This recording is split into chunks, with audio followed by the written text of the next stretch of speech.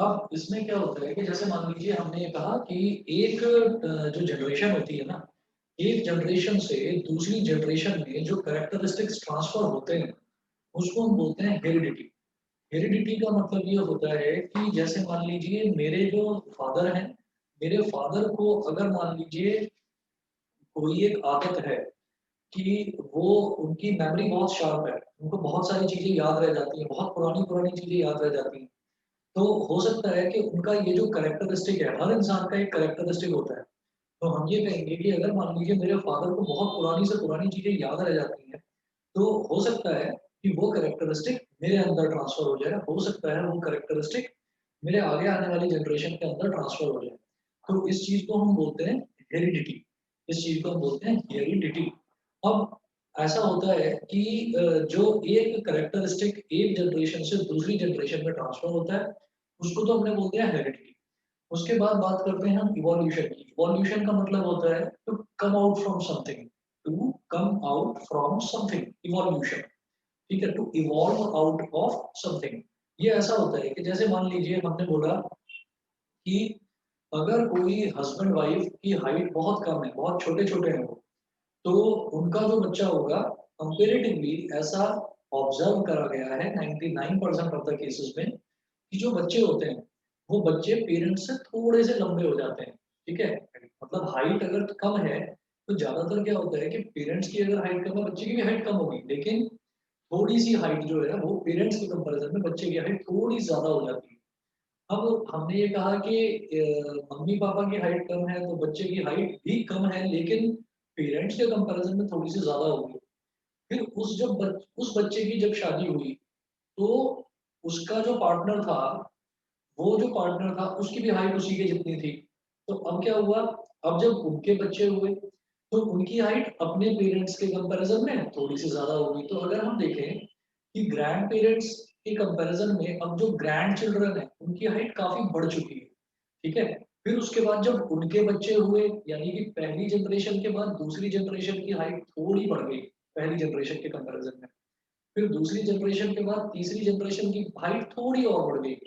फिर तीसरी जनरेशन के बाद जो चौथी जनरेशन आई, उसकी हाइट थोड़ी और बढ़ गई। तो देखिएगा क्या होता है, एक बहुत इम्पोर्टेंट सी चीज़ है और बड़ी कॉमन चीज़ है, जो आप लोग बच्चे हो, आप ऑब्ज़र्व नहीं कर रहे हो, मैं एक मिडल एज्ड मैन हूँ, तो मैं उस चीज़ को ऑब्ज़र्व कर रहा हूँ। कैसे?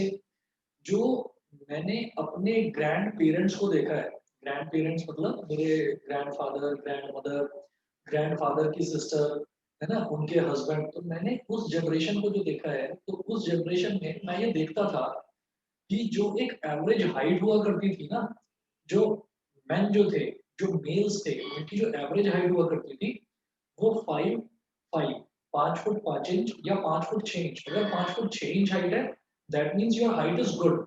ये बोला जाता था कि हाइट अच्छी है। और जो फीमेल्स हुआ करती थी, फीमेल्स की हाइट को ये बोला जाता था, अगर 5 फुट है, 5 फुट 1 इंच है या 5 फुट 2 इंच, 5 फुट 2 इंच मतलब आपकी हाइट बहुत अच्छी है।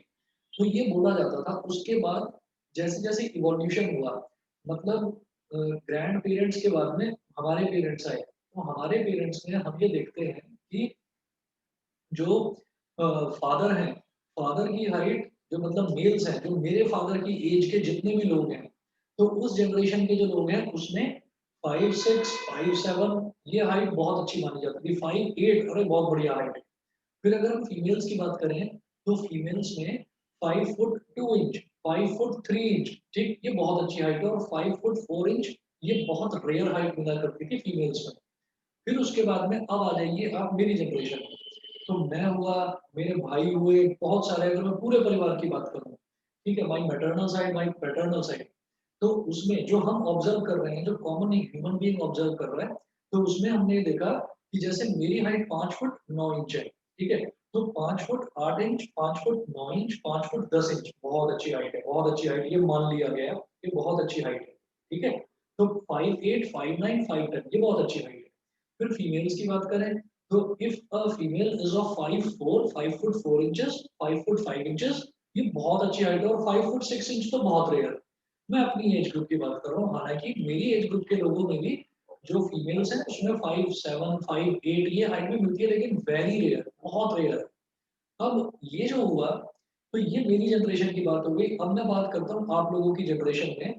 तो अगर मेरी हाइट 5 फुट 9 इंच है, इफ मेरी हाइट अगर 5 फुट 9 इंच है, तो अगर मैं मेल्स की बात करता हूँ, तो आज आप इतना देखेंगे कि आप में से न जाने कितने बच्चे, आप लोग 10th में हैं, आप में से न जाने कितने बच्चे ऐसे हैं जिनकी हाइट 5'8", 5'9", 5'10" है। और अभी आपके पास अभी 2 साल का टाइम पीरियड और है, जो आपका ग्रोथ पीरियड होता है। तो अभी आप 11th में 12th में और लंबे होंगे और आपकी हाइट बढ़ेगी। तो मैं जो देख रहा हूँ मैं जो देख रहा हूँ, जो मेरी नज़र में जो चीज़ें आती हैं कि 9th क्लास से 12th क्लास के जो बच्चे होते हैं, मैं ये देखता हूँ कि अगर कोई बच्चा मुझसे 9th क्लास में मिला है और वो धीरे-धीरे मैं देखता हूँ कि 12th क्लास तक आते-आते मुझसे लंबा हो जाता है। मेरी हाइट मेरी एज ग्रुप के लोगों में बहुत अच्छी मानी जाती है, हालाँकि 5'10", 5'11" और 6 फुट वाले भी हैं, मेरी एज ग्रुप के लोग, लेकिन वो उतने कॉमन नहीं है, वो उतने कॉमन नहीं है। हार्डली 2% या 3% of the males are of 6 foot, जो मेरी एज ग्रुप के हैं। तो ये देखा जाता है कि जो टाइम है, तो टाइम जैसे चेंज हो रहा है। अब अगर मैं देखूँ, तो आप में से कितने ही बॉयज़ ऐसे होंगे जिनकी हाइट आप देख लीजिएगा अगले 2 साल के अंदर आप 6 फुट तक पहुँच जाएँगे या उससे ऊपर पहुँच जाएँगे। तो आपकी एज ग्रुप में, आपकी जो जनरेशन है, मेरे से बाद वाली जो जनरेशन है, वो आपकी जनरेशन है। तो आपकी जो जनरेशन है, आपकी जनरेशन में जो गुड हाइट होगी और एवरेज हाइट होगी बॉयज़ की, मेल्स की, वो अच्छी हाइट होगी अबव 5 फुट 10 इंचेस, और तब हम, मतलब मेरे जैसे लोग जो हैं, हम छोटी वाली हाइट में आ जाएँगे।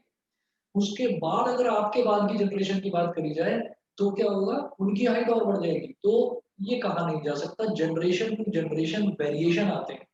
तो ये जो वेरिएशन है, इसी तरीके से अगर हम फीमेल्स की बात करेंगे, तो फीमेल्स की हाइट, आपकी जो एज ग्रुप के बच्चे हैं, फीमेल्स की हाइट 5 फुट 5 इंच बहुत कॉमन हो चुकी है। If if a female is of 5 foot 6 inch, 5 foot 7 inch अच्छी हाइट है। और आपकी एज ग्रुप में 5'8" तक की हाइट वाली भी बहुत फीमेल्स हैं, आप लोगों ने देखा भी होगा। और आप लोग अगले 2 साल में ये ऑब्जर्व भी करेंगे, क्योंकि अगले 2 साल हैं जब आपकी जनरेशन बड़ी होगी, जब आप लोग बड़े हो जाएंगे और आपकी फुल ग्रोन हाइट आ जाएगी। तो ये क्या होता है कि जनरेशन से जनरेशन तक वेरिएशन आ रहा है, जनरेशन टू जनरेशन वेरिएशन आ रहा है। खूब ये आपने महसूस करा होगा कि आपकी जो मदर है, वो आपकी ग्रैंड मदर से लंबी है, और अब आपके बारे में सब ये कहा जाता होगा कि आप जो हो वो तो अपनी मदर से भी लंबी हो। तो ये वेरिएशन होता है, जो जनरेशन आफ्टर जनरेशन आता है। This variation is called evolution. Evolution के मतलब ये है कि आज से 100 साल पहले या आज से 200 साल पहले जो एवरेज हाइट या एवरेज वेट या एवरेज विड्थ हुआ करती थी लोगों की, अब वो चेंज हो चुका है। हो सकता है कि आज से 200 साल पहले लोगों के सर थोड़े छोटे हुआ करते हों, और अब आज के प्रेजेंट सिनेरियो में वो जो सर हैं, वो जो हेड्स हैं, उनका शेप और साइज थोड़ा बड़ा हो गया हो। ऐसा हो सकता है। तो ये इवोल्यूशन, ये वेरी करता है generation after generation. For example, ये कहा जाता है कि सबसे पहले जो फ्लाइंग डायनासोर्स थे, तो फ्लाइंग डायनासोर्स का सबसे पहले सिर्फ और सिर्फ वो एक रेप्टाइल की तरह थे, जैसे कि लिजर्ड होता है। तो it was just like a lizard. अब जरा देखिएगा, ये चीज सिर्फ और सिर्फ हम ऐसे ही बातों बातों में थ्योरेटिकली समझे, तो ऐसा लगता है कि जैसे कि कोई स्टोरी सुनाई जा रही है उनको। लेकिन इसको जब साइंटिस्ट ने बहुत ज़्यादा स्टडी करा, तो स्टडी के दौरान एक चीज़ पता चली। देखिएगा, मैं एक फिगर दिखाऊँगा, आप लोग कोशिश करिएगा, शाम तक मुझे लगता है आपको क्लियर दिखाई दे जाएगी ये स्क्रीन पर। आप ये देखिएगा, this is an example of evolution. अब आप ये देखिएगा सबसे पहले इधर, ये देखिएगा, इस पर लिखा हुआ है big lizard which which crawled on land. एक बड़ी लिज़र्ड, मतलब जैसे लिज़र्ड होती है, लिज़र्ड को जैसे आप देखते हैं, लिज़र्ड कहाँ चलती है? लिज़र्ड वॉल पर चलती है। तो एक लिज़र्ड जो है, लिज़र्ड के बाद उसकी अगली जनरेशन आई, फिर अगली जनरेशन आई, फिर अगली generation I, hundreds of years, over over after hundreds of years, ये मैं एग्जांपल दे रहा हूँ। तब क्या हुआ, लिज़र्ड जो है, लिज़र्ड बड़ी हो गई, तो अब वो वॉल पर नहीं चल रही है, क्योंकि वो इतनी बड़ी हो गई है, वॉल पर वो संभल नहीं पा रही है, वो फिसल फिसल के नीचे गिरती है, तो वो लैंड पर चल रही है। तो I am talking about a lizard, I am talking about a lizard which crawled on ground. फिर उसके बाद क्या हुआ, देखिए यहाँ एक एरो बनाकर लिखा हुआ है ओवर मिलियंस ऑफ ईयर्स। तो मिलियंस ऑफ ईयर्स में लिजर्ड में क्या चेंज आया, लिजर्ड में ये चेंज आया, देखिएगा, ये लिखा हुआ है folds of skin developed between feet. उसके जो दोनों पैर थे ना, उसके जो दोनों पैर थे, देखिए ये जो मतलब मिलियन ईयर पहले जो उसके ये वाला पैर और ये वाला पैर था, इसके बीच में कुछ नहीं था, गैप था, there was an air gap. उसके बाद मिलियन ईयर्स के बाद में क्या हुआ, इसके इधर वाला जो पैर है, आगे वाला पैर और ये पीछे वाला पैर, इन दोनों के बीच में आप ये देखिएगा कि एक ना स्किन डेवलप हो गई, ठीक है। फिर क्या होता है, ओवर मिलियंस ऑफ ईयर्स और मिलियंस ऑफ ईयर्स के बाद में क्या हुआ, ये जो इसकी टेल थी, ये टेल लंबी हो गई, है ना। और जो इसकी जो स्किन फोल्ड्स थी, ये इतनी बड़ी बड़ी हो गई कि this lizard can actually fly. तो ये क्या हुआ, ये millions and millions of years के बाद, millions and millions of years के बाद में हमने ये जनरेशन गैप देखा। इसी तरीके से हम ये कहते हैं, आजकल होता क्या है कि आजकल होता क्या है कि अगर हम बात करें तो हम सब लोग जो हैं वो हिंदू आइडियोलॉजी, हिंदू माइथोलॉजी को हम सब लोग मानने वाले हैं, ठीक है। तो एक ये चीज हो गई कि हमने कहा कि हिंदू आइडियोलॉजी को हम लोग ये बोलने लगे कि हिंदू माइथोलॉजी हो गई। माइथोलॉजी मतलब it is a myth, I don't know whether it is a truth और नॉट, ठीक है। हम उसी चीज को ट्रू मानते हैं जो कि साइंस से रिलेटेड है। आज सबसे ज्यादा सही चीज अगर कुछ मानी जाती है तो हम ये कहते हैं कि अगर scientifically if you can prove something then you are right, otherwise you may be wrong, ठीक है। करेक्टली तो नहीं कहा जा सकता। अब देखिएगा ऐसा होता है कि जैसे ये कहा जाता है कि अगर मान लीजिए आप लोगों ने लॉकडाउन के टाइम ड्यूरेशन में आप लोगों ने अगर रामायण देखा हो, अगर रामायण देखा हो या महाभारत देखा हो, तो आपने उसमें देखा था कि एक करेक्टर, अच्छा अगर किसी ने नहीं भी देखा है तो चलिए मैं बता देता हूँ। एक करेक्टर था, उस करेक्टर का जो फेस था, जो उसका चेहरा था, वो चेहरा एकदम ऐसा था जैसे कि कोई गोरिल्ला होता है, ठीक है, उसके जैसा उसका चेहरा था, मतलब it was just like an app. और अगर हम हनुमान जी को भी देखें तो हनुमान जी का भी जो फेस था, it was also like a monkey, उनकी टेल भी थी, ठीक। तो हम उस माइथोलॉजी को मानते हुए, उस माइथोलॉजी को मानते हुए हम ये कहते हैं कि we as a human beings हम ये कहते हैं कि जो हमारे एंसेस्टर्स थे वो कहीं न कहीं एप्स थे, ठीक है? और आपने शायद ऐसी कई मूवीज़ भी देखी होंगी, क्योंकि हम लोग क्या है, हम उस मूवी को सच मान लेते हैं, जो हॉलीवुड में बन के आती है, जिसमें ये बोल दिया जाता है कि rise of the planet of the apes. मतलब जो प्लैनेट ऑफ द एप्स है, एक प्लैनेट था कोई एप्स का, उसमें जब उनका राइज़ होता गया, इवोल्यूशन होता गया, then they gradually converted into human beings, ठीक? तो हमने ये मान लिया। लेकिन अगर वही चीज़ रामायण और महाभारत में दिखा दी जाती है, तो हम थोड़ा बहुत हँस देते हैं कि ये ना फालतू की बकवास है। तो एक्चुअली वो फालतू की बकवास नहीं है। आप ये देखिएगा कि ये देखा जाता था कि गरुड़ को भी बोलते थे कि गरुड़ भी एक ह्यूमन बीइंग है, and Garuda was a creature who can actually fly, and who can actually fly with a speed more than the speed of light. तो ये बोला जाता था। तो अब इसी चीज को जब एक जो फ्रेंच साइंटिस्ट है डार्विन, उस डार्विन ने ये बता दिया कि ये वाला जो थ्योरी थी, ये इवोल्यूशन की थ्योरी थी। मैंने अभी आपको 3 डायग्राम्स दिखाए। उस 3 डायग्राम में हमने ये देखा कि सबसे पहले एक लिजर्ड थी व्हिच क्रॉल्ड ऑन लैंड, जो जमीन पर चलती थी। फिर millions and millions of years के बाद में क्या हुआ कि वो जो लिजर्ड थी, उसके दोनों पैरों के बीच में फोल्ड्स निकल आए स्किन के। और उसके बाद हमने ये देखा कि over another millions of years तब हमने देखा कि उसके जो वो स्किन फोल्ड्स थे वो इतने बड़े हो गए कि अगर मान लीजिए मेरे भी हाथों और पैरों के बीच में स्किन फोल्ड्स आ जाए बहुत बड़े बड़े और मैं ऐसे ऐसे हिलाने लगूं, तो शायद मैं भी उड़ सकता हूँ, ठीक है। तो इस वजह से हम ये कहते हैं कि ये चीज साइंटिफिकली प्रूव हो चुकी है कि इवोल्यूशन एग्जिस्ट। इवोल्यूशन एग्जिस्ट का मतलब ये है कि शायद जो हमने रामायण और महाभारत में देखा है कि हनुमान जी उड़कर चले जाते थे एक जगह से दूसरी जगह, शायद वो सच है, ठीक है। क्योंकि इवोल्यूशन की थ्योरी तो ये कहती है, इवोल्यूशन की थ्योरी ये कहती है कि millions and millions of years पहले जो लिजर्ड थी, वो millions and millions of years के बाद में उसके विंग्स आ गए और वो उड़ने लगी। तो ये चीज होती है। और इस चीज को हम मतलब टोटली हम हंस नहीं सकते। हम टोटली ये नहीं कह सकते कि जो हमारे जो मतलब जो पुरानी जो बुक्स हैं, जो जिनको शास्त्र बोलते हैं, तो वो शास्त्र टोटली रॉन्ग नहीं हो सकते।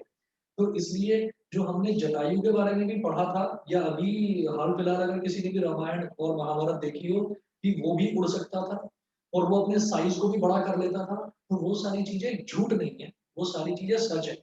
और उन सब चीजों का कुछ ना कुछ प्रूफ निकल कर आता है, ठीक है।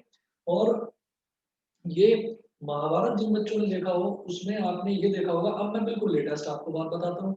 जो लास्ट मंथ जो एक न्यूज़पेपर जो आते हैं, जितने भी न्यूज़पेपर्स हैं, लास्ट मंथ में न्यूज़पेपर में हम लोग ये जानते हैं, हम लोगों ने मस्कुलर सिस्टम लास्ट ईयर पढ़ा, हमने एनिमल टिश्यू पढ़ा 9th क्लास में, तो उसमें हमने देखा कि जो हमारा जो स्केलेटल सिस्टम होता है, उसको एक जो बोन्स हैं हमारी, उन बोन्स को अगर ऑर्गेनाइज करता है एक सिस्टम, उसको स्केलेटल सिस्टम बोलते हैं। तो हमारी जो बॉडी है, वो खड़ी हुई है स्केलेटन पर। और ये लास्ट मंथ के न्यूज़पेपर में आया था कि एक बहुत बड़ा बहुत बड़ा स्केलेटन और ह्यूमन बीइंग का स्केलेटन, जितनी भी बोन्स थी, वो ज़मीन के बहुत नीचे दबा हुआ मिला। क्योंकि एक ना आर्कियोलॉजिकल सर्वे ऑफ इंडिया है, ASI, archaeological survey of India, उसका काम ही ये है, उसमें सारे हिस्टोरिकन्स हैं, लोग जो हिस्ट्री में ग्रेजुएट्स हैं, पोस्ट ग्रेजुएट्स हैं, डॉक्टरेट्स हैं, उन लोगों का काम ही ये है कि ज़मीन को खोदकर और उसके नीचे millions and millions of years पुराने जो मतलब वो हैं, जो भी चीज़ें हैं, उनके नीचे जो रिजर्व्स हैं, उनको खोदकर निकाल कर अपनी हिस्ट्री को जानने की कोशिश करें। और वो कहाँ मिला? हरियाणा में, कुरुक्षेत्र में, जिसमें जहाँ पर महाभारत की लड़ाई हुई थी। तो वहाँ उस ग्राउंड में इतना बड़ा स्केलेटन मिला है, तो ये कहा जाता है कि शायद वो भीम का था। ठीक है? शायद वो भीम का था या उसके बेटे घटोत्कच का था। तो इस चीज़ को हम अंदाज़ा लगाकर बोलते हैं। ठीक है ना? तो ये अंदाज़ा कैसे लगाया गया? क्योंकि हमने एक इतना बड़ा स्केलेटन देख लिया, जिसको देखकर वो जो मतलब हिस्टोरिकल्स थे, उनको समझ में नहीं आ रहा था कि ये कोई पाइपलाइन है, जो मेरे को व्हाइट दिखती जा रही है, दिखती जा रही है। तो बड़ी-बड़ी जो मशीनें होती हैं, जो जेसीबी होती हैं, उनसे पूरी खुदाई करी, कई महीनों तक तो खुदाई चली है। और वो खुदाई होने के बाद में जब देखा, तो it was like a skeleton of a human being. तो ये लास्ट मंथ की खबर है, मैं अपने मन से नहीं बता रहा, न्यूज़पेपर में आया था। और कुरुक्षेत्र के उस मैदान में मिला जहाँ पर एक्चुअली महाभारत की लड़ाई हुई थी। ठीक है? तो वो जो चीज़ें हैं, ये सारी की सारी चीज़ें जो हैं, ये प्रूफ्स हैं। प्रूफ्स किसका? इवोल्यूशन। फिर हम ये बोलते हैं कि जैसे हम हेरिडिटी की बात करते हैं, तो हेरिडिटी में हमने ये कहा, जो हमारा सिलेबस है, हमारे सिलेबस तक अगर हम कन्फाइंड रहते हैं, वैसे तो बड़ा इंटरेस्टिंग चैप्टर है ये।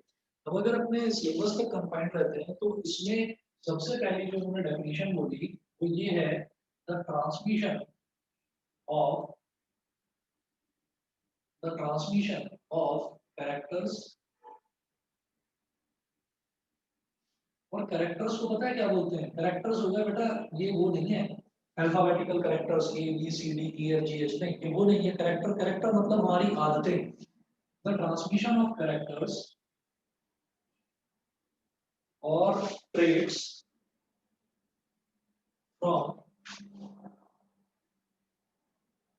From parents to there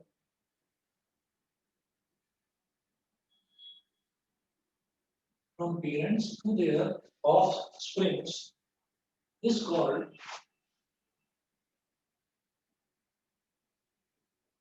heredity। तो सिंपल एक डेफिनेशन बता दी गई कि जो ट्रांसमिशन है कैरेक्टर्स की। फॉर एग्जांपल आपको देखकर कई कई लोग बोल देते होंगे, बिल्कुल अपनी मम्मी जैसी दिखती है, बिल्कुल अपने पापा जैसी दिखती है ना? बिल्कुल अपने पापा जैसा दिखता है या मम्मी जैसा दिखता है, ऐसा बोल दिया जाता है। और आप लोग भी जाकर अपनी शक्ल को कुछ टाइम बाद जब ज्यादा बोल देते हैं, तो शीशे में देखते हो, मुझे तो समझ में नहीं आ रहा मैं मम्मी पापा जैसा कैसे दिखाई दे रहा हूँ, है ना? तो हमें तो कुछ सिमिलैरिटी दिखाई नहीं देती। लेकिन एक, हम तो हर चीज़ को साइंटिफिकली अगर वो प्रूव होती है तो हम मानते हैं। तो उसमें क्या है कि हमने कोई पुरानी एल्बम देखी कि अरे इस एज में मेरे पापा बिल्कुल ऐसे ही दिखते थे। हाँ, तो ठीक है भाई, सही, लोग लोग सही कहते हैं कि आई रिजेंबल टू माय फादर। तो देयर इज़ अ रिजेम्बलेंस। वो हमारे फेस में हो सकती है, वो हमारे आईज़ में हो सकती है। हो सकता है कि मेरे नोज़ की शेप मेरे पापा से मिलती हो, लिप्स की शेप मेरी मम्मी से मिलती हो। तो कुछ ना कुछ जो कैरेक्टरिस्टिक्स हैं, वो कहीं न कहीं कहाँ से आई हैं? वो हमारे पेरेंट्स से आई हैं। ठीक है? तो हम ये कहते हैं द ट्रांसमिशन ऑफ कैरेक्टर्स और traits from parents to their offspring. Offspring का मतलब है आगे आने वाली जनरेशन। जैसे कि I am the offspring of my parents and my children will be the offsprings of me and my wife. ठीक है? तो एक जनरेशन की जो अगली जनरेशन आती है, यानी कि आगे आने वाली जनरेशन में जो बच्चे होते हैं, उनको हम बोलते हैं ऑफस्प्रिंग्स। और ऑफस्प्रिंग्स के लिए ही जो टेक्निकल टर्म हम यूज करते हैं, बेटा एक टर्म और यूज करते हैं ऑफस्प्रिंग्स को ही, हम बोल देते हैं प्रोजनी। PROGENY, progeny. ठीक है? तो अब जो हेरिडिटी की जो इंफॉर्मेशन होती है, हम ये कहते हैं कि जो ऐसा क्या होता है कि एक जनरेशन से दूसरी जनरेशन में कैरेक्टरिस्टिक्स जो है वो ट्रांसफर कर जाते हैं। फॉर एग्जांपल मम्मी के ब्राउन हेयर है तो मेरे भी ब्राउन है, ठीक है। तो ये ऐसा होता है। अगर मान लीजिए हम यूरोप के कंट्रीज में चले जाएं तो वहां पर जो ब्लॉन्ड हेयर जो होते हैं, ब्लॉन्ड हेयर्स जो होते हैं, जो गोल्डन कलर के होते हैं हेयर्स, तो वो क्या है कि जब उनके बच्चे होते हैं तो उनके बच्चों को भी उसी तरह के कलर होते हैं, ठीक है।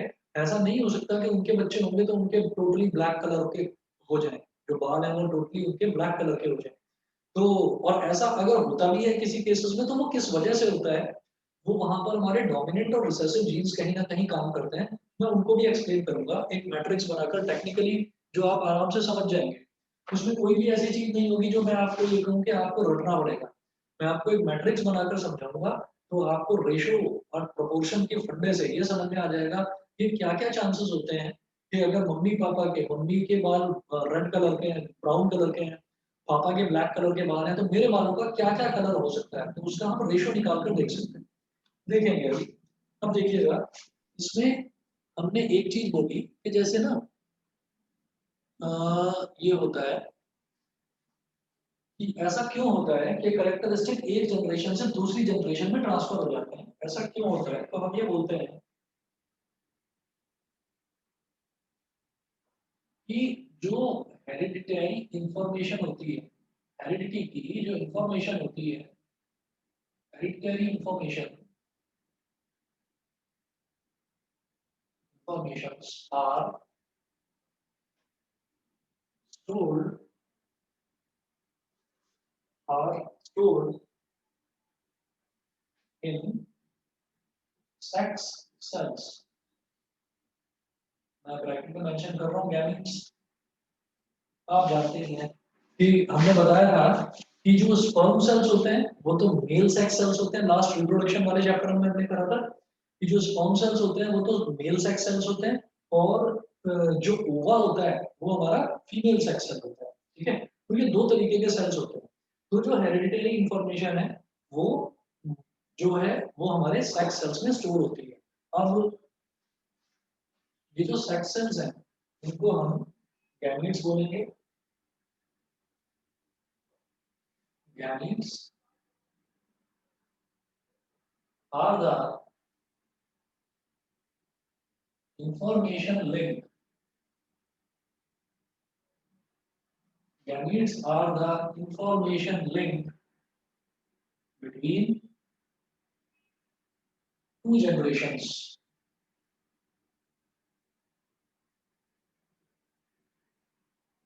Gametes are the information link between two generations. ठीक है। तो गैमीट्स की वजह से ऐसा होता है कि वो जब देवसेना इंतजार कर रही होती है तो अपने बेटे को देखकर पहचान जाती है कि हाँ बिल्कुल हस्बैंड के जैसा दिखाई देता है, महेंद्र बाहुबली का बेटा अमरेंद्र बाहुबली। तो वो इंफॉर्मेशन कहाँ से आई, वो गैमीट से आई कि बाहुबली का बेटा भी बिल्कुल बाहुबली के जैसा दिखाई देता है, ठीक है। तो वो इंफॉर्मेशन वहां से आई, ठीक है। तो इसको बोलते हैं हेरिडिटरी इंफॉर्मेशन, कि बाप बेटे की शक्ल मिलती है या माँ बेटी की शक्ल मिलती है, या कई केसेस में, बहुत केसेस में ऐसा होता है कि daughter resembles to their father and son resembles to their mother, ऐसा बहुत केसेस में होता है। तो ये जो हेरिडिटरी इंफॉर्मेशन है, हमने इसका डेफिनेशन तो देख ली कि एक जनरेशन से दूसरी जनरेशन तक इंफॉर्मेशन जो ट्रांसफर होती है तो उसको हम हेरिडिटी बोलते हैं। और फिर हमने कहा कि ऐसा होता क्यों है, तो हम ये कहते हैं कि जो गैमीट्स होते हैं यानी कि सेक्स सेल्स हैं, वो इस इंफॉर्मेशन को एक जनरेशन से दूसरी जनरेशन तक कैरी करते हैं, ठीक है। अब इसके बाद जो एग्जाम्पल लिया गया वो ये है कि इसमें ना थोड़ा थोड़ा वेरिएशन भी होता है, थोड़ा थोड़ा वेरिएशन भी होता है। वेरिएशन इस तरीके का होता है कि भाई हो सकता है कि नेचर में कुछ ना कुछ चेंज हो गया हो, कि फादर का नेचर कुछ था लेकिन अब सन का नेचर कुछ और है, मदर का नेचर कुछ और था लेकिन डॉटर के नेचर में थोड़े थोड़े चेंजेस हैं। तो वो जो चेंजेस हैं उनको हम बोलते हैं बेटा वेरिएशन, ठीक है। वेरिएशन तो हेरिडिटी के साथ साथ हम ये कहें कि एग्जैक्ट कॉपी आ जाए तो ऐसा एग्जैक्ट कॉपी नहीं होती, ठीक है। थोड़ा बहुत चेंज होता है, वो तो खैर फिल्मों की बात हो गई कि बिल्कुल वो फादर की और बेटे की बिल्कुल सेम शक्ल है और सब कुछ, वो तो फिल्मों में दिखाते हैं। अब जो रियलिस्टिक वर्ल्ड है उसमें there is one more term which is known as variation. तो वेरिएशन देखिएगा, वेरिएशन में क्या होता है, the differences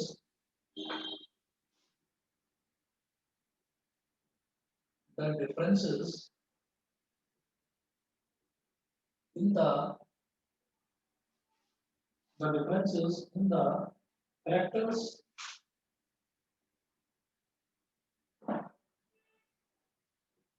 or traits, in the characters or traits among the individuals, among the individuals of a species is called, yeah, are called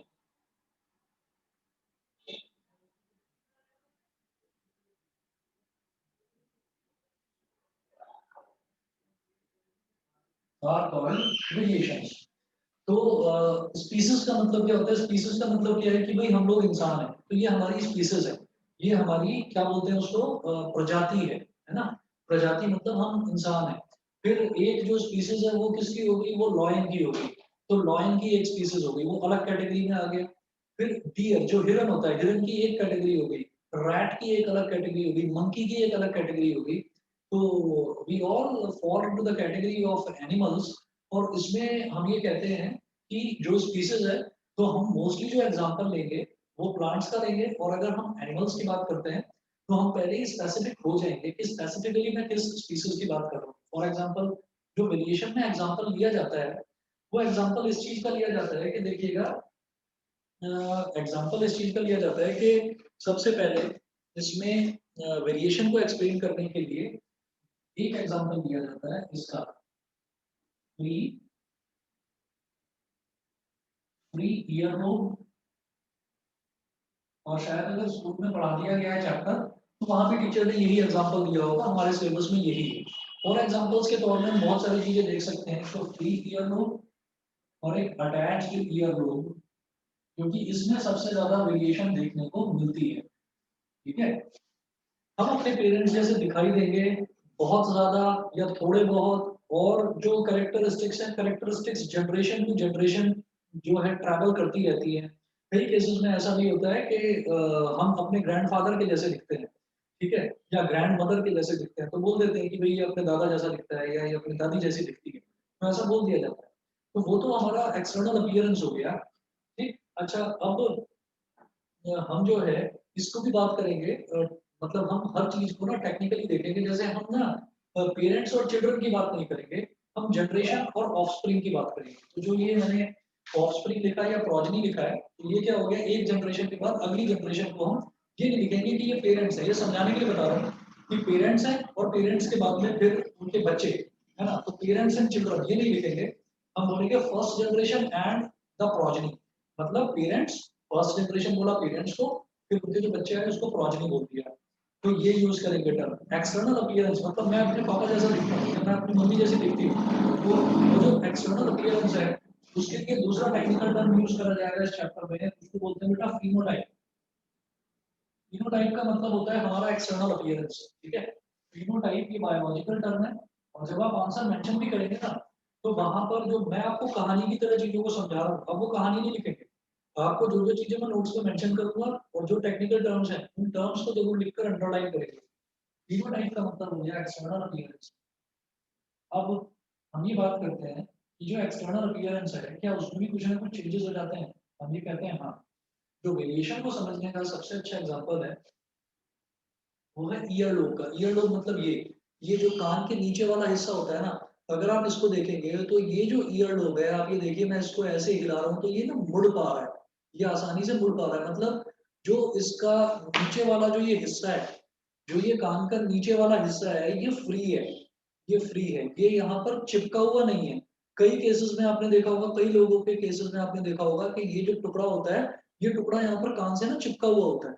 ठीक, तो हम ये कहते हैं कि ऐसा हो सकता है कि मेरे जो मम्मी पापा हैं उनका जो कान है वो ऐसे इधर से चिपका हुआ हो, पापा का भी चिपका हुआ हो, मम्मी का भी चिपका हुआ हो। इट डजंट मीन दैट कि हमारा भी ये कान का नीचे वाला हिस्सा जो है इसको ईयर लोब बोलते हैं, जिसमें जो कान में जो लड़कियां वो पहनती है माली, वो यहाँ पहनी जाती है ईयर लोब में। ठीक है, तो वो जो ईयर लोब है वो जरूरी नहीं है कि मम्मी पापा का चिपका हुआ है तो हमारा भी चिपका हुआ हो। उनका अटैच्ड है, हमारा फ्री हो सकता है। उन दोनों के फ्री ईयर लोब हो, हमारा अटैच्ड हो सकता है।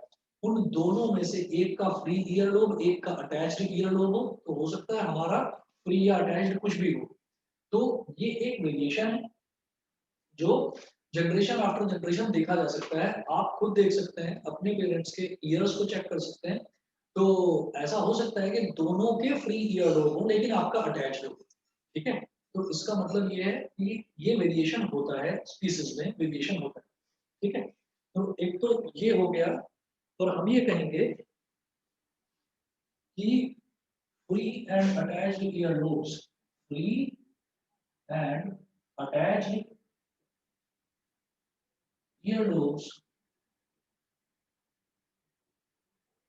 are the most common variation, are the most common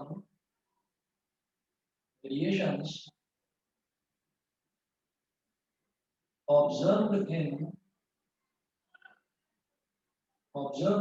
human beings। बेटा ये बता दीजिए, अभी तक जो पढ़ाया है वो सब कुछ क्लियर है सभी बच्चों को? Yes, Yes, sir. sir. हाँ Yes, जी sir. Sir. Yes, sir. Divanshi, Harshika, Harshit, Kartik, सभी क्लियर है अभी Yes, तक? sir. Yes, sir. ठीक है जी।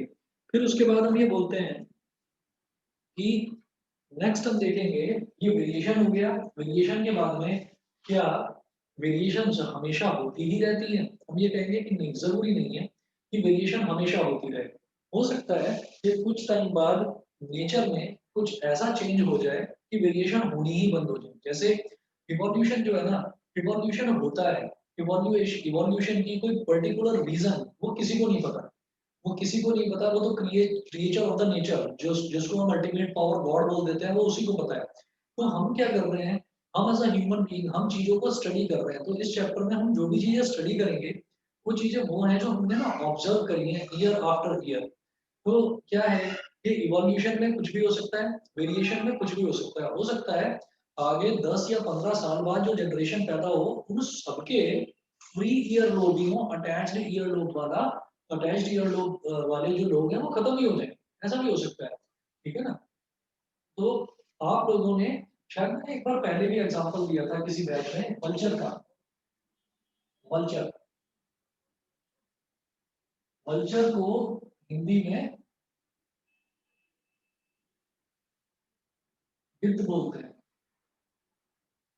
हिंदी में गिद्ध बोलते हैं। गिद्ध मतलब ये, जैसे आपने देखा होगा ना, जो नॉर्मल पिजन होता है या क्रो होता है, या और कोई छोटी छोटी जो आप अलग अलग कैटेगरी की जो ये आप बर्ड्स देखते हैं, तो उनमें आपने ये नोट करा होगा कि हॉक, हॉक जिसको बाज बोलते हैं, वो कंपैरेटिवली थोड़ा बड़ा होता है। उसका साइज भी बड़ा होता है, उसके जो पंख हैं वो भी थोड़े बड़े होते हैं। काइट जो चील होती है, ईगल, वो भी काफी बड़ी होती है। अब उसके अलावा एक ऐसा भी वर्ड होता है जिसको गिद्ध बोलते हैं। तो गिद्ध जो है, गिद्ध बहुत बड़ा होता है। वो इतना बड़ा होता है कि गिद्ध अगर आपके घर की छत पर आकर बैठ जाए ना, आपकी चीख तक निकल सकती है, आप डर जाओगे इतना कि वो इतना बड़ा होता है। छोटे बच्चे तो 100% डर जाएंगे जिन्होंने पहली बार देखा है। हमने भी बचपन में देखा है तो हम खुद डर जाते थे। बहुत बड़ा होता था वो, जब बैठता था ना आगे वो बहुत बड़ा होता था। और फिर जब वो उड़ना शुरू करता था उसको देखकर और डर लगता था। तो वो ऐसा होता था कि मतलब वो जो जो हमारे ग्रैंड पेरेंट्स बताते हैं कि अब तो गिद्ध उतने ताकतवर नहीं होते।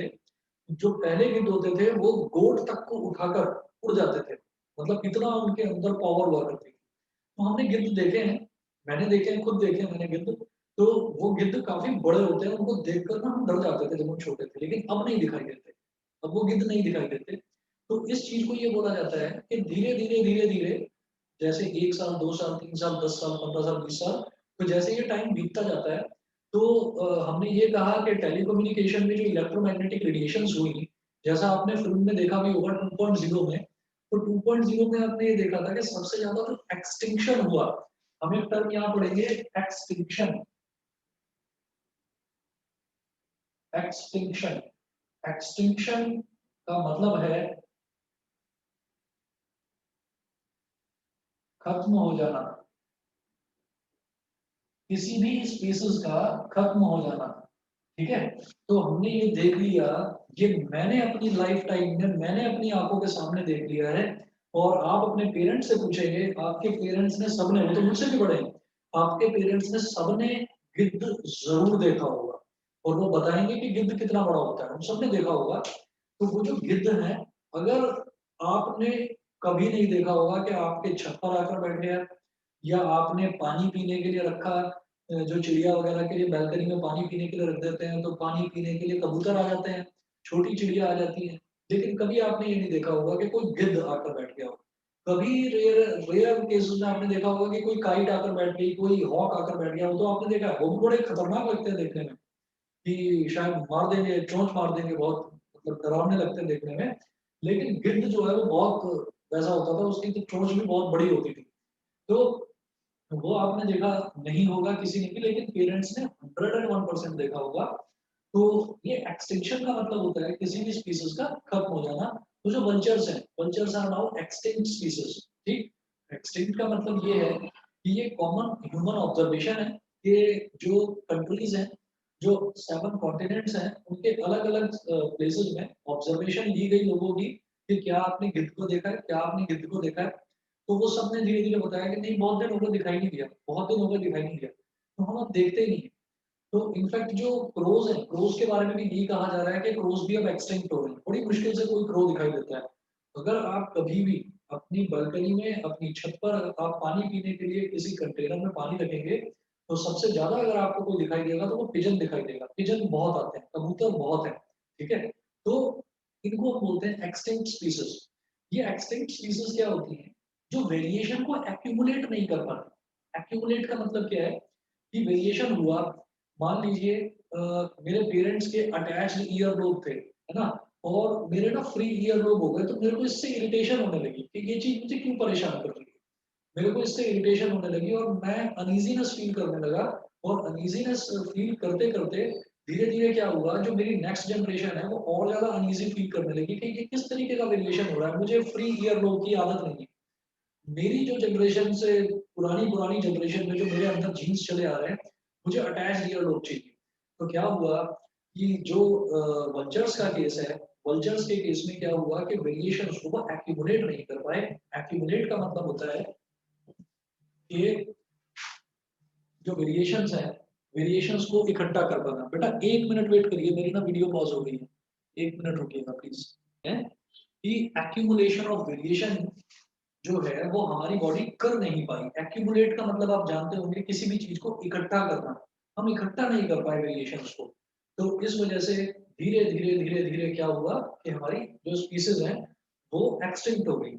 जैसे मान लीजिए कि एक स्पीसीज के बहुत सारे, जैसे मान लीजिए वल्चर है, तो वल्चर के कितने वल्चर्स थे, हमने ये बोला कि मान लीजिए पूरी दुनिया के अगर बात करी जाए तो मान लो 10 करोड़ मेल वल्चर्स थे और 10 करोड़ ही फीमेल वल्चर्स थी, ठीक है। तो क्या हुआ, धीरे धीरे धीरे धीरे करके या तो मेल वल्चर्स खत्म होते चले गए, कि कुछ टाइम बाद पता चला कि कुछ मेल वल्चर्स खत्म हो गए, 10 करोड़ से वो 8 करोड़ रह गए, या 9 करोड़ रह गए, या 5 या 6 करोड़ रह गए। या फिर हमने ये कहा कि धीरे धीरे धीरे धीरे करके फीमेल वल्चर्स खत्म होती चली गई और नई फीमेल वल्चर्स पैदा ही नहीं हुई, या नए मेल वल्चर्स पैदा ही नहीं हुए, ठीक है। तो वो क्या हो गया कि वो जीन्स को एक्यूमुलेट नहीं कर पाए, वो जीन्स को, वेरिएशंस को इकट्ठा नहीं कर पाए। तो धीरे धीरे धीरे धीरे करके जब वो खत्म होते चले गए, तो खत्म होते चले गए, तो आगे जनरेशन पैदा कैसे होगी, क्योंकि रिप्रोडक्शन के लिए जितना मेल का होना जरूरी है उतना ही फीमेल का होना जरूरी है। अगर मेल नहीं है तो भी रिप्रोडक्शन नहीं हो सकता, अगर फीमेल नहीं है तो भी रिप्रोडक्शन नहीं हो सकता। तो इसलिए ये जो एक्सटिंक्शन होता है, ये एक्सटिंक्शन में जब हम कहते हैं कि मेल्स और फीमेल्स दोनों ही थोड़ा थोड़ा थोड़ा थोड़ा कम होते चले जाते हैं, तो फिर आगे जनरेशन बढ़ती ही नहीं है। जो आपने सुना भी होगा कि एक्सटिंक्शन की लगभग लगभग नजदीकी पर पहुंच चुके हैं टाइगर्स। आपने सुना होगा, एक कैंपेन भी चलता है, गूगल पर डालकर देख सकते हैं, सेव द टाइगर, ठीक है। तो वो जो कैंपेन चलता है वो इसीलिए चलता है कि कहीं टाइगर्स एक्सटिंक्ट ना हो जाए। क्यों, कुछ ना कुछ वो बायोलॉजिकली क्या है कि भाई, कहा जाता है कि टाइगर्स भी जरूरी है, क्रू भी जरूरी है, this vulture was also important.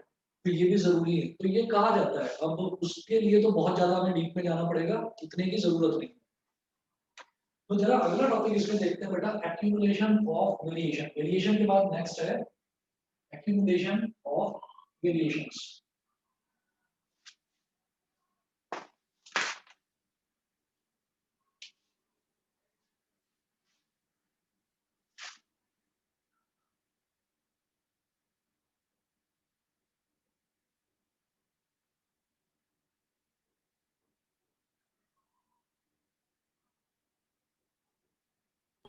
Sir हाँ जी बोलिए। सर जो वल्चर्स हैं वो हाँ, कंप्लीटली एक्सटिंक्ट हो गए हैं। ये नहीं कहा जा सकता। कभी-कभी कहीं-कहीं कोई-कोई दिखाई दे जाता है ना? तो इसलिए कंप्लीटली नहीं कहा जा सकता।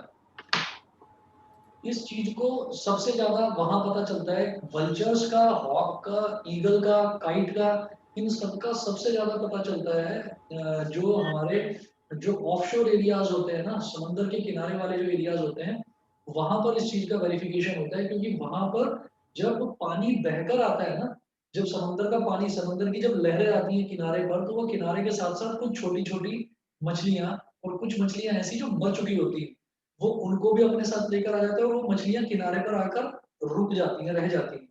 तो ये जो क्रिएचर्स हैं, जैसे कि वल्चर हो गया, जैसे कि काइट है, ईगल है, हॉक है, तो ये सारे ना नॉन वेजिटेरियन वल्चर्स हैं, ये सब नॉन वेजिटेरियन फूड ईट करते हैं। तो अगर वहां पर देखा जाता है, तो कभी भी देखना समंदर के किनारे आपको चील भी मिलेगी, आपको बाज भी मिलेगा, आपको वल्चर अगर है तो वल्चर भी मिलेगा। ठीक है, तो वहां पर देखा जाता है, और वहां पर ये देखा गया है कि वल्चर अब देखने के लिए नहीं मिलते। ठीक है, आप भी अगर कभी कहीं घूमने जाएंगे तो आप खूब ऑब्जर्व करेंगे, जो किनारे होते हैं जहां पर मछलियां आ जाया करती हैं, तो वहां पर ये वल्चर्स, काइट और ईगल ही आ जाते हैं, तो वहां पर वल्चर देखने के लिए नहीं मिलता। तो इस वजह से कहा जाता है कि हाँ, ये एक्सटिंक्ट हो चुके हैं, और कभी कभी देखने के लिए मिल जाता है। ठीक है, अच्छा, तो accumulation of variation क्या है? कि accumulation of variation is very much essential for a species to survive।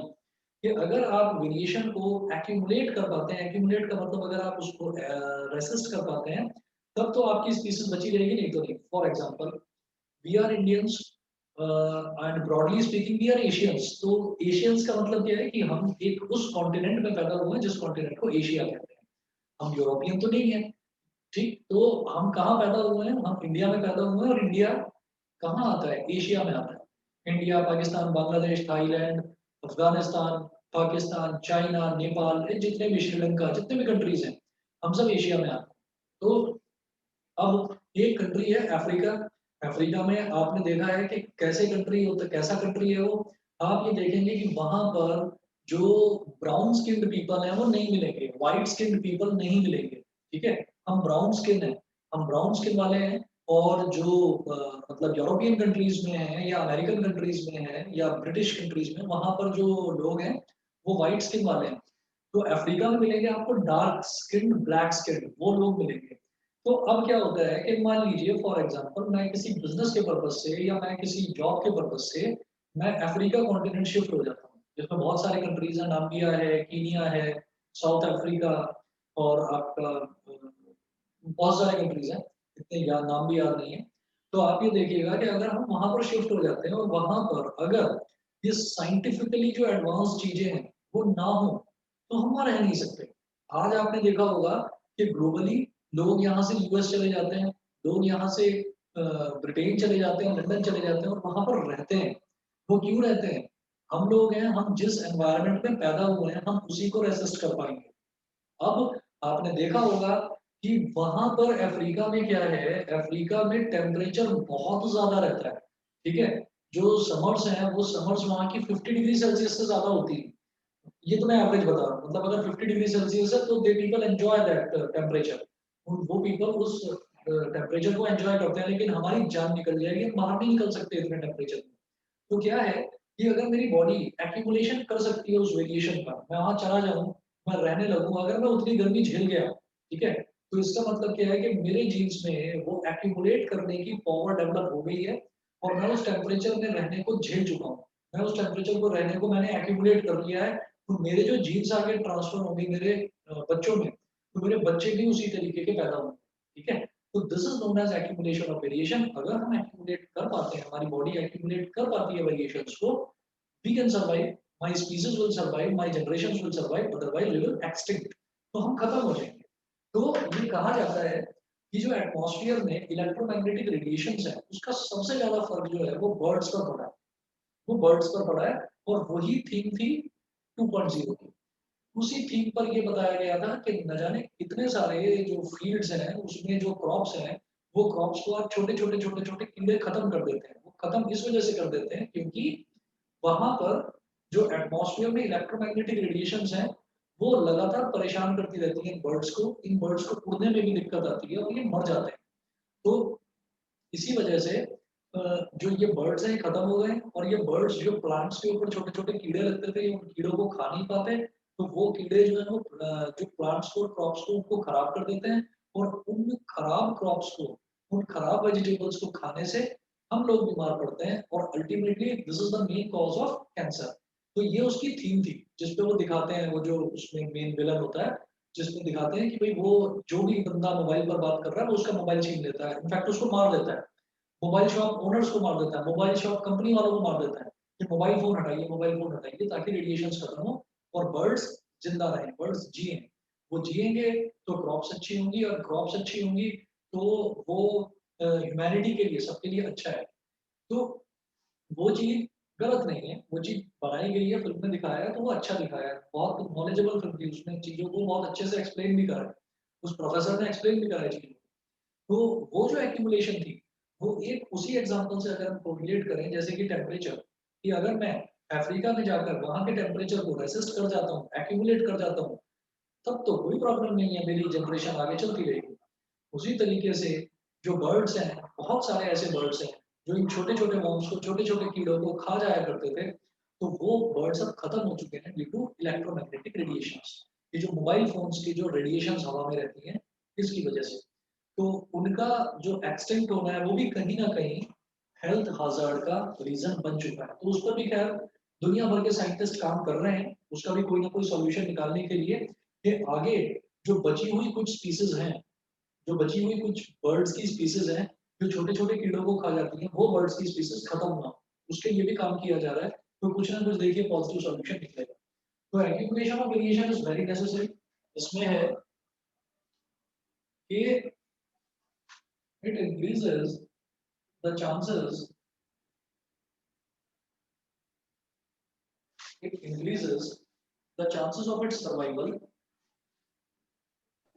Excuse me sir. हाँ जी बेटा बताइए।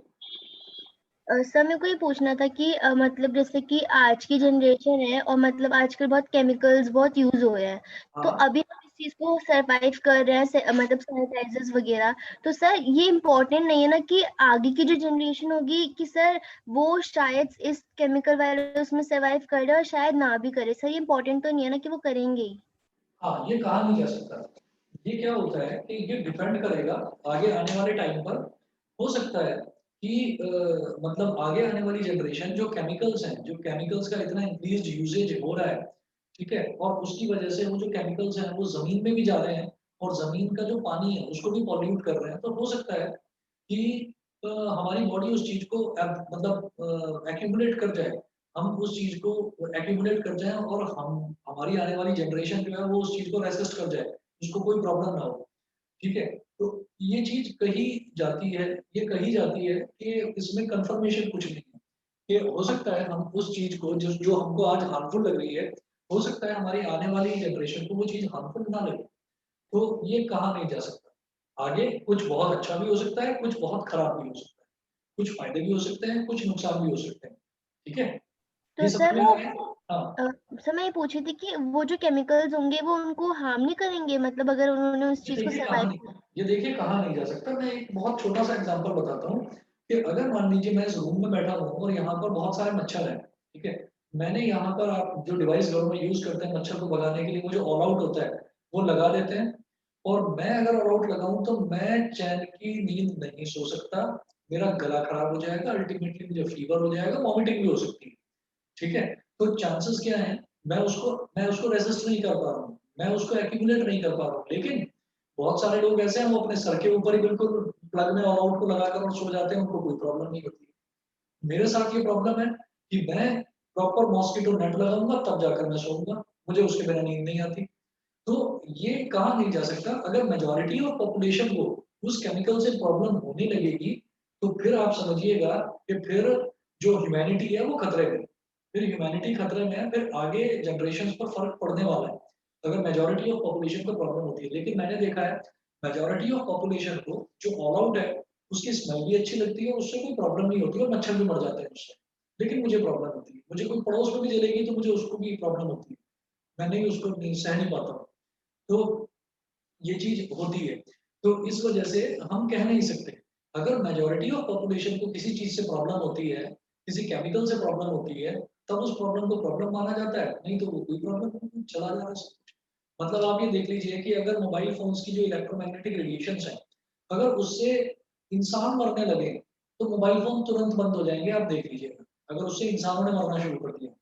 लेकिन अभी उस चीज को लोग धीरे धीरे अब सीरियसली लेना शुरू करा है, और कि भाई बर्ड्स पर फर्क पड़ रहा है और बर्ड्स से क्रॉप्स पर फर्क पड़ रहा है और क्रॉप से अल्टीमेटली ह्यूमन बींग्स को फर्क पड़ रहा है। तो अब धीरे धीरे लोग सोच रहे हैं उस डायरेक्शन में, और गवर्नमेंट्स भी स्टॉप मतलब उस पर स्टेप्स ले रही है। आपने ये देखा होगा, मोबाइल फोन जब आप परचेज करते हैं तो उस पर SAR वैल्यू लिखी रहती है, SAR वैल्यू, इसको बोलते हैं बेटा specific absorption rate, specific absorption rate. तो ये जो SAR वैल्यू है ये नॉर्म्स के अंदर होनी चाहिए, अगर उससे बाहर है तो इसका मतलब आपका फोन हार्मफुल है, आप फोन पर बात कर रहे हो तो रेडिएशन आपके दिमाग को भी डैमेज कर सकती है। तो SAR वैल्यू जो है वो विद इन स्पेसिफाइड रेंज के अंदर होनी चाहिए। एब्जॉर्प्शन मतलब एब्जॉर्ब करने की रेंज, ठीक है।